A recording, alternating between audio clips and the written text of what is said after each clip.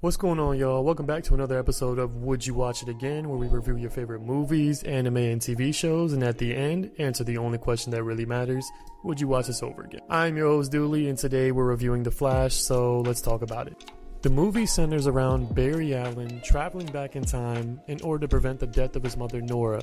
Those that are familiar with the Flashpoint storyline understand the ripples this causes on reality. It's a cautionary tale about tampering with the timeline, highlighting the potential dangers and unintended outcomes of altering established events.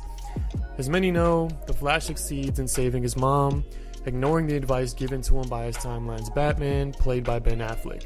He finds himself trapped in an alternate universe with another, younger and powerless version of himself, and with no Justice League to help, all while General Zod is back to try and destroy the Earth.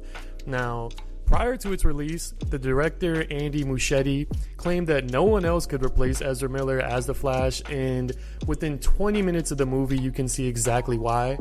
Ezra Miller as the Flash is a perfect casting choice.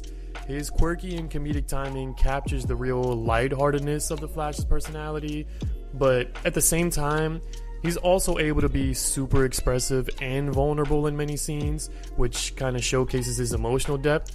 And to be honest, that vastly outperforms his TV show counterpart on CW. Secondly, his main co-star in this movie is played by himself and plays the more childish version of Barry Allen, whereas the one we started with is a lot more serious and worried.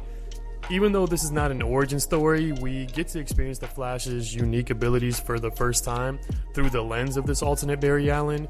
Between phasing through walls and generating cyclones, we get to see the more seasoned Barry Allen kind of acting as a mentor to his younger self.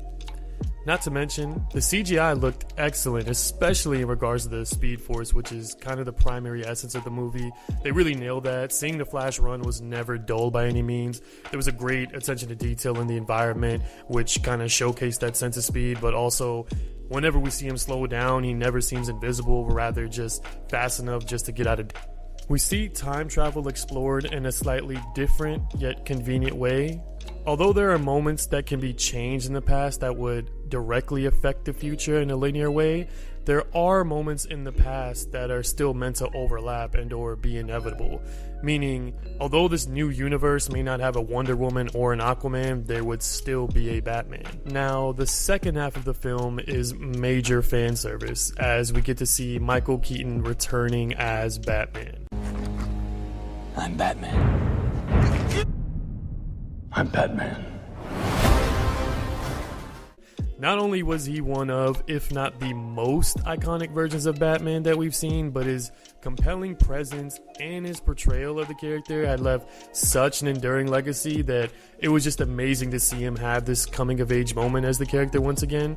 From the costumes down to the Batmobile to the Batwing to his comic book style fighting that would kind of rival Affleck, this was some of the best Batman moments we've ever gotten in any movie.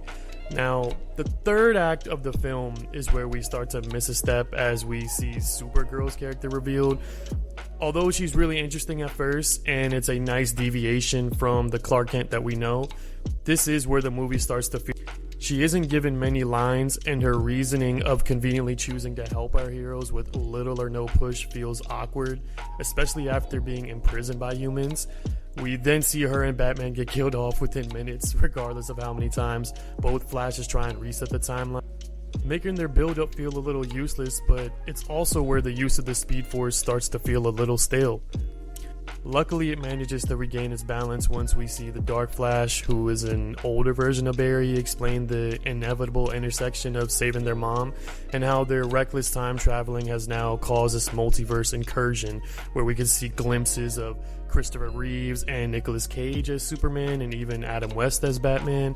This inevitable sacrifice Barry must make is to allow his mom to die in order for things to return to normal, which is kind of the main theme of the movie, similar to the multiverse theme in Across the Spider-Verse. Would we protect our own if it meant potentially destroying the reality we know? Is that sacrifice supposed to make us who we are, or are we willing to go far enough to unlive that pain? The truth is, if we could, we would act selfishly.